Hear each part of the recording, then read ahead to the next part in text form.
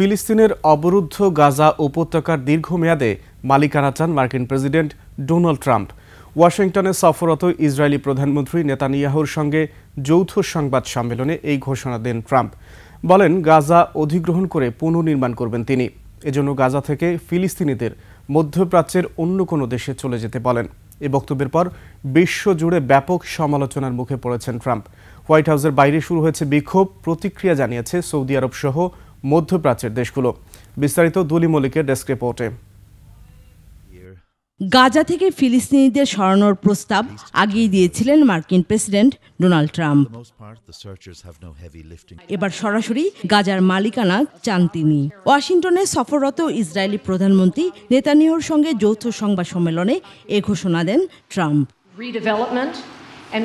বলেন, গাজাকে Rivera of middle east হিসেবে দেখতে চান তিনি। গাজা পুনর্নির্মাণের দায়িত্ব নিতে চান আর দীর্ঘমেয়াদে মালিকানা নেয়ার মাধ্যমে মধ্যপ্রাচ্যে শান্তি ও স্থিতিশীলতা প্রতিষ্ঠা হবে বলেও মত তার।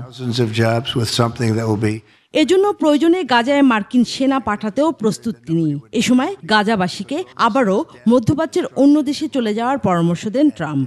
শিয়া বাটার ও ভিটামিন ই সমৃদ্ধ lily glam beauty soap. Lily, always beautiful. সংবাদ সম্মেলনে নেতানিয়াহু বলেন, গাজা আর কখনো ইসরায়েলের জন্য হুমকি হয়ে উঠবে না, এমনটা চান তিনি। গাজার মালিকানা চেয়ে ট্রাম্পের এই পরিকল্পনা ঘোষণার পর শুরু হয়েছে ব্যাপক সমালোচনা। সৌদি আরব এরই মধ্যে ফিলিস্তিনি রাষ্ট্র প্রতিষ্ঠা ছাড়া ইসরায়েলের সঙ্গে সম্পর্ক করবে না বলে জানিয়েছে।